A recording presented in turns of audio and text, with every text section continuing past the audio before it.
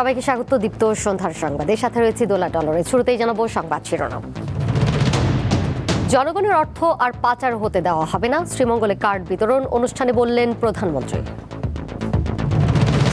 Iran ও যুক্তরাষ্ট্রের শান্তি চুক্তি ঘোষণার পরও স্বাভাবিক হয়নি হরমুজ প্রণালীতে জাহাজ চলাচল।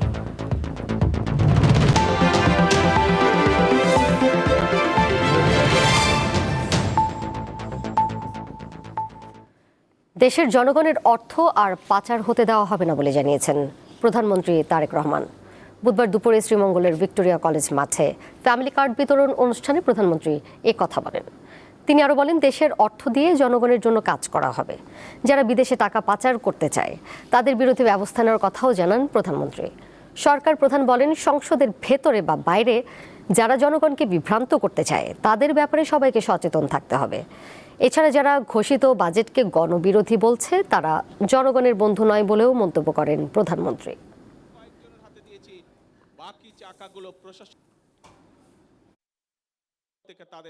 জনগণের জন্য যেই বাজেটে সকল ব্যবস্থা রেখেছি সেই বাজেটকে যারা গণবিরোধী বলে তারা কি কখনো জনগণের বন্ধু হতে পারে?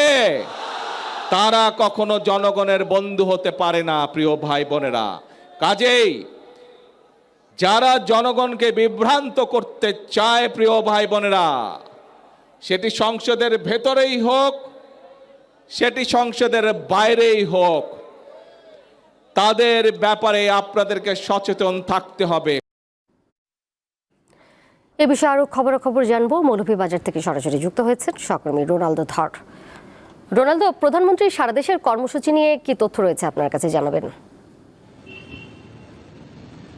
হ্যাঁ দুলা, আমরা দেখেছি যে আজকে সকালে প্রধানমন্ত্রী প্রথমে তিনি শ্রীমঙ্গল ভিজিট করেছেন। সেখানে তিনি ভিক্টোরিয়া উচ্চ বিদ্যালয়ে তিনি ছিলেন অনেক সময়।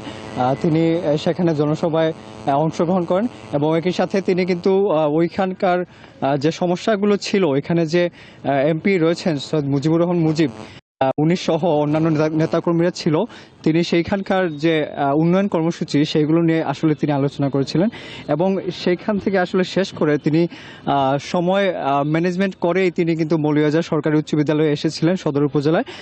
সেখানে কিন্তু আমাদের যে মৌলভীবাজার সংসদ সদস্য 4 আসনের মধ্যে 3 আসনের এমপি কিন্তু এখানে ছিলেন। তো তারা বিভিন্ন প্রস্তাব দিয়েছেন যে প্রধানমন্ত্রী তারেক রহমানকে। তো তিনি সেই প্রস্তাবগুলো আসলে শুনছিলেন। এই মধ্যে কিছু প্রস্তাব ছিল যে মৌলভীবাজারে একটা মেডিকেল কলেজ চাই। তারপর আরেকজন এমপি বলেছেন যে মৌলভীবাজার কৃষি বিশ্ববিদ্যালয় নেই। আবার আমাদের যে মৌলভীবাজার সরকারি কলেজ যেটা রয়েছে সেটাকে বিশ্ববিদ্যালয়ে রূপান্তর করা চাই।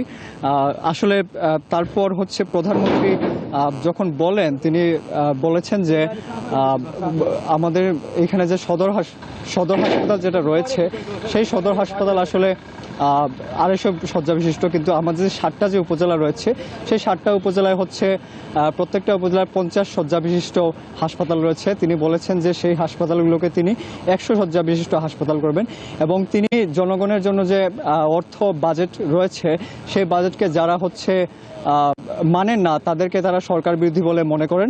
এবং একই সাথে তিনি মৌলভীবাজার শহরের অন্যান্য যে উন্নয়ন কর্মসূচি ছিল যেগুলো তিনি নির্বাচনের আগে, অর্থাৎ উনি কিন্তু নির্বাচনের আগে মৌলভীবাজার এসেছিলেন, তিনি তখন যে প্রতিশ্রুতিগুলো দিয়েছিলেন তিনি বলেছেন সেই প্রতিশ্রুতিগুলো তিনি সম্পন্ন করবেন। তো এই ছিল আসলে এখানকার সর্বশেষ পরিস্থিতি। দুলা। রোনালদো, আপনাকে ধন্যবাদ। মৌলভীবাজার থেকে সরাসরি যুক্ত ছিলেন সহকর্মী রোনালদো ধর। চট্টগ্রামের বাকুলিয়ায় 4 বছরের শিশুকে ধর্ষণের মামলায় আসামি মনির হোসেনকে যাবজ্জীবন কারাদণ্ড দিয়েছে আদালত। দুপুরে শিশু সহিংসতা দমন ট্রাইব্যুনাল চট্টগ্রামের বিচারক এর রায় দেন। এছাড়া বহুল আলোচিত শিশু আলিনা ইসলাম আয়াত হত্যা মামলায় একমাত্র আসামি আবির আলীকে মৃত্যুদণ্ড দিয়েছে চট্টগ্রামের 6ষ্ঠ অতিরিক্ত মহানগর দায়রা জজ। ঘটনা 3.5 বছর পর রায় হলো চট্টগ্রামের ইপিজেডে শিশু আয়াতকে 6 টুকরো করে হত্যার ঘটনার দায়ের করা মামলার। বুধবার দুপুরে চট্টগ্রামের 6ষ্ঠ অতিরিক্ত মহানগর দায়রা জজ আদালতের বিচারক আসামি আবিরকে মৃত্যুদণ্ডাদেশ দেন। এছাড়া হত্যাকাণ্ডে সহযোগী অপ্রাপ্তবয়স্ক হওয়ায় শিশু আদালতে আলাদাভাবে তার বিচার কাজ চলছে। আদালত 302 ধারা মতে আসামি মোহাম্মদ আবির আলীকে মৃত্যুদণ্ডে দণ্ডিত করেছেন এবং 1 লক্ষ টাকা অর্থদণ্ড করেছেন। রায়ে সন্তোষ প্রকাশ করে তা দ্রুত কার্যকরের দাবি জানান স্বজনরা। এর প্রতি আমি সন্তুষ্ট, আদালতের প্রতি সন্তুষ্ট, প্রত্যেকটা টিমের প্রতি সন্তুষ্ট। তাই আমি চাই এই রায়টা অতি দ্রুত কার্যকর করার জন্য আমি বাংলাদেশ সরকার তারেক রহমানের কাছে একটা আকুল আবেদন ওকে যেন অতি দ্রুত ফাঁসির কাজটি চূড়ান্ত করা হয়। আমরা সন্তুষ্ট। আমরা মাননীয় প্রধানমন্ত্রীর দৃষ্টি আকর্ষণ করা হচ্ছে এই রায়ের মাধ্যমে যাতে অতি দ্রুত 1 মাসের ভিতরে এই রায় বাস্তবায়ন করা হয়। আদালত তার পর্যবেক্ষণে জানায়, একটি মানুষকে গলা টিপে হত্যার পর মরদেহ টুকরো টুকরো করার এই ঘটনা পূর্ব পরিকল্পিত ও নিষ্ঠুরতার সর্বোচ্চ পর্যায়, যা সমাজে আতঙ্ক সৃষ্টিকারী। যে রায় আদালত দিয়েছে আমরা আদালতের প্রতি সন্তুষ্ট। আমরা এই রায়ের দ্রুত কার্যকর আশা করি এবং পিবিআই এই ধরনের অনেক চাঞ্চল্যকর মামলা, ক্লুলেস মামলা আমরা উদ্ঘাটন করি। 2022 সালে 14 নভেম্বর শিশু আলিনা ইসলাম আয়াতকে হত্যার পর 6 টুকরো করে আবির ও তার বন্ধু পরে মরদেহের খণ্ডিত অংশ সাগর ও খালে ফেলে দেয় তারা। একই দিন রায় হয় বাকলিয়ায় 3.5 বছরের শিশুকে ধর্ষণের মামলার। এতে একমাত্র আসামি মনির হোসেনের যাবজ্জীবন কারাদণ্ড দিয়েছে আদালত। আমরা রাষ্ট্রপক্ষ সন্দেহাতীতভাবে প্রমাণ করতে পারায় আসামির পূর্বে কোনো মামলা না থাকায় এই মামলাটি প্রথম মামলা হওয়ায় আসামিকে যাবজ্জীবন সশ্রম কারাদণ্ড এবং 50,000 টাকা অর্থদণ্ডে দণ্ডিত করেছেন।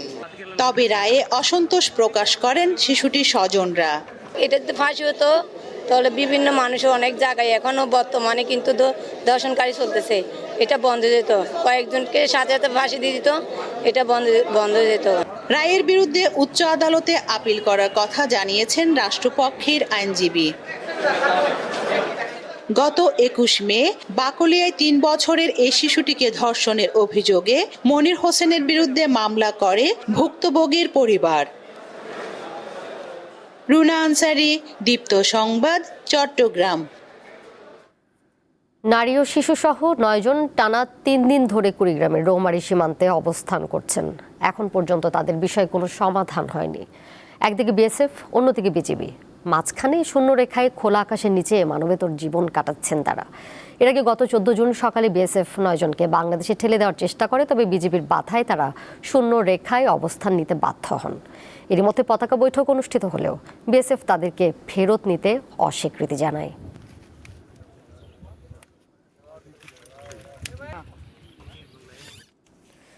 পুশিনের মাধ্যমে ভারত সরকার কূটনৈতিক সৌজন্য, আন্তর্জাতিক আইন ও মানবাধিকারের চরম লঙ্ঘন করে যাচ্ছে বলে অভিযোগ করেছেন এবি পার্টির সাধারণ সম্পাদক আসাদুজ্জামান ফুয়াদ।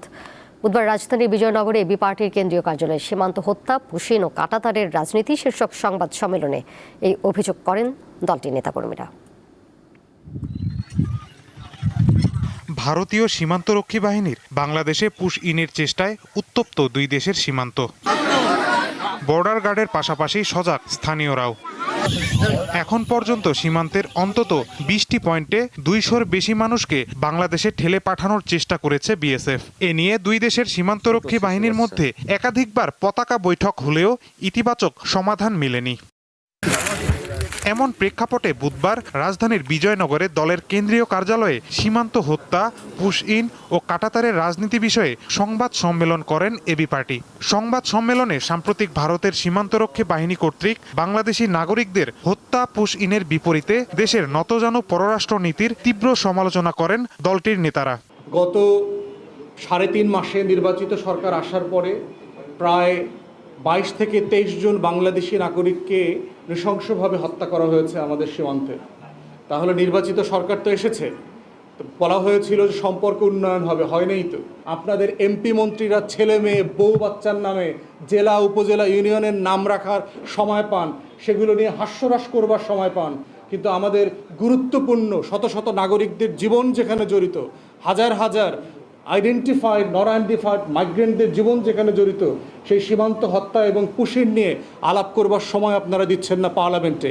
এই পার্লামেন্টকে যদি আপনারা কার্যকর করতে চান, তাহলে এই পার্লামেন্টকে জনতার বিষয় নিয়ে কথা বলবার সুযোগ দিতে হবে। পার্টির চেয়ারম্যান মুজিবুর রহমান মঞ্জু অভিযোগ করেন, বাংলাদেশ সরকার এ নিয়ে কার্যকর কোনো পদক্ষেপ নিচ্ছে না।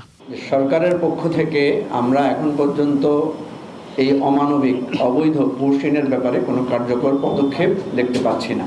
আমরা এই পুশিন মেনে নেব না এবং কোনো ধরনের দাদাগিরি অত্যাচারের কাছে আমরা মাথা নত করব না।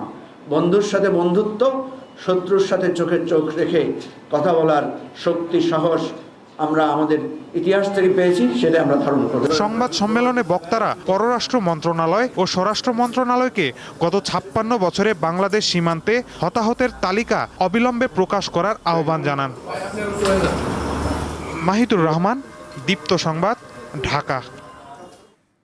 সরকারের হাতে চাল ও গমের যথেষ্ট মজুদ আছে এবং বাজারে দামও স্থিতিশীল রয়েছে বলে জানিয়েছেন বাণিজ্যমন্ত্রী খন্দকার আব্দুল মুক্তাদির। বুধবার দুপুরে সচিবালয়ে চলমান বাজার পরিস্থিতি নিয়ে সংবাদ সম্মেলনে তিনি কথা জানান। মন্ত্রী আরও জানান, একটি সংবাদপত্রে চালের দাম বৃদ্ধির খবর দেখে রাজধানীর বাদামতলী পাইকারি বাজার ও নয়া বাজারে চালের দাম যাচাই করেন তিনি।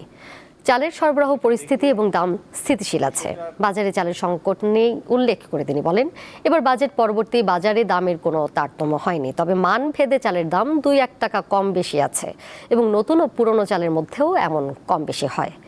সরকারের কাছে বর্তমানে 17 লাখ মেট্রিক টন চাল ও 3 লাখ মেট্রিক টন গম মজুদ আছে জানিয়ে খাদ্য প্রতিমন্ত্রী আব্দুল বারী বলেন, সরকারের কাছে আপৎকালীন মজুদ থাকার কথা 13 লাখ টন খাদ্যশস্য, সেখানে মজুদ আছে 20 লাখ টন। আমাদের হাতে যে মজুদ আছে,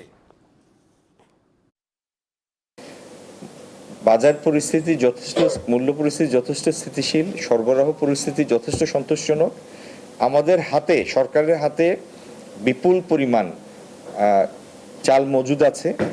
যদি কখনো প্রয়োজন পড়ে আমাদের ইন্টারভেনশন করার সেই সঙ্গতি সামর্থ্য সরকারের হাতে আছে। আমাদের দৈনন্দিন প্রতিদিনই আমাদের চালের মজুদ বাড়তেছে, কারণ আমাদের এবছরে যে টার্গেট আছে ধান এবং চালের আকারে প্রায় 16.5 লক্ষ টন সংগ্রহ করার, এবং সংগ্রহ যেটা আমাদের চলছে এটি খুবই সন্তোষজনক, এবং আমাদের কৃষক ভাইরাও যে দাম নির্ধারিত আছে ওই দামই তারা মোটামুটি কাছাকাছি দাম তারা পাচ্ছেন। আন্তর্জাতিক প্রসঙ্গ, ইরান ও যুক্তরাষ্ট্রের পাল্টা অবরোধ প্রত্যাহার ও হরমুজ প্রণালী খুলে দেওয়ার কথা বলা হলেও বাস্তবতা ভিন্ন। গুরুত্বপূর্ণ এই নৌপথে এখনও স্বাভাবিকভাবে জাহাজ চলাচল শুরু হয়নি। নিরাপত্তা শঙ্কা সহ নানা কারণে ঝুঁকি নিতে চাচ্ছে না শিপিং কোম্পানিগুলো।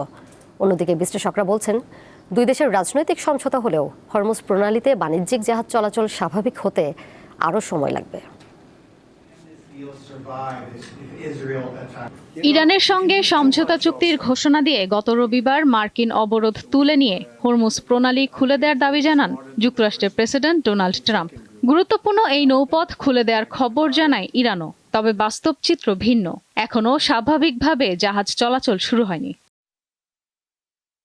বিবিসি ভেরিফাইয়ের বিশ্লেষণে দেখা গেছে, চুক্তির ঘোষণা দেওয়ার পর মাত্র 7টি জাহাজ হরমুজ প্রণালী অতিক্রম করেছে। অন্যদিকে প্রায় 550-র বেশি জাহাজ এখনও উপসাগরীয় অঞ্চলে অপেক্ষমান। বিশেষজ্ঞরা বলছেন, নিরাপত্তা ঝুঁকি, সমুদ্রে থাকা মাইন এবং সম্ভাব্য টোল বা নিয়ন্ত্রণ ব্যবস্থা সহ একাধিক কারণে এখনও জাহাজ চলাচল স্বাভাবিক হয়নি। শিপ ট্র্যাকিং সংস্থাগুলোর মঙ্গলবারের তথ্য অনুযায়ী পারস্য উপসাগরে 250-টিরও বেশি তেলবাহী ট্যাঙ্কার এবং 330-টির বেশি কার্গো জাহাজ অবস্থান করছে। এর মধ্যে প্রায় 75% ট্যাঙ্কার স্থির অবস্থায় রয়েছে। স্যাটেলাইট চিত্রে দেখা গেছে, অনেক জাহাজ সৌদি আরব, ইরাক ও সংযুক্ত আরব আমিরাতের প্রধান তেল রপ্তানি টার্মিনালের কাছাকাছি জড়ো হয়ে রয়েছে। যুদ্ধের আগে হরমুজ প্রণালী দিয়ে জাহাজ চলাচলে কোনো ফি দিতে হতো না, কিন্তু ভবিষ্যতে ইরানের সাথে ওমান যৌথভাবে প্রণালী পরিচালনার সময় টোল আরোপের বিষয়টি বিবেচনায় রয়েছে। বিশেষজ্ঞরা বলছেন, অর্থ প্রদান ব্যবস্থা চালু হলে জাহাজ চলাচল জটিল হয়ে উঠতে পারে। বিশ্লেষকদের মতে, দুই দেশের রাজনৈতিক সমঝোতা হলেও বাণিজ্যিক জাহাজ চলাচল স্বাভাবিক হতে দীর্ঘ সময় লাগবে। নিরাপত্তা নিশ্চিত করা, মাইন অপসারণ এবং নতুন নিয়মকানুন স্পষ্ট না হওয়া পর্যন্ত অধিকাংশ জাহাজ মালিক ঝুঁকি নিতে চাইবেন না। এই নৌপথ পুরোপুরি সচল হতে আরও কয়েক সপ্তাহ সময় লাগতে পারে বলে ধারণা তাদের। এদিকে যুক্তরাষ্ট্র ও ইরানের মধ্যে চুক্তি হলেও ইসরায়েলকে প্রধান বাধা হিসেবে দেখছেন অনেকে, কারণ ইসরায়েলের একটি পদক্ষেপ যে কোনো সময় চুক্তি ভণ্ডুল করতে পারে, যার ফলাফল প্রথমেই পড়বে হরমুজ প্রণালীতে। ইশরাত সুমা, দীপ্ত বার্তা কক্ষ। এর সাথে শেষ করব দীপ্ত সন্ধ্যার সংবাদ। যাবার আগে শিরোনামগুলো জানিয়ে দেবো আরও একবার। জনগণের অর্থ আর পাচার হতে দেওয়া হবে না, শ্রীমঙ্গলে কার্ড বিতরণ অনুষ্ঠানে বললেন প্রধানমন্ত্রী। ইরান ও যুক্তরাষ্ট্রের শান্তি চুক্তি ঘোষণার পরও স্বাভাবিক হয়নি হরমুজ প্রণালীতে জাহাজ চলাচল।